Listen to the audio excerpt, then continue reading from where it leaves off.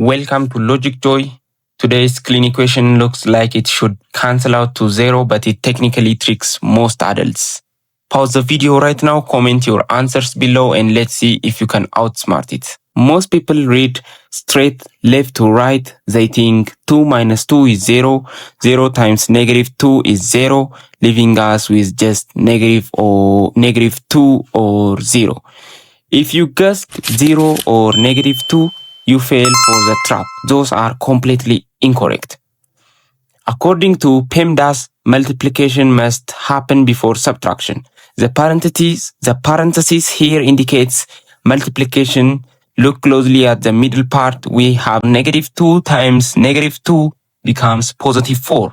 Now we bring down the rest. Now we solve from left to right. 2 plus 4 is 6, and 6 minus 2 leaves us with our final answer, 4. Did this sign confuse you? Let me know in the comments below. Like this video and subscribe to Logic Joy for more direct maths puzzles like this.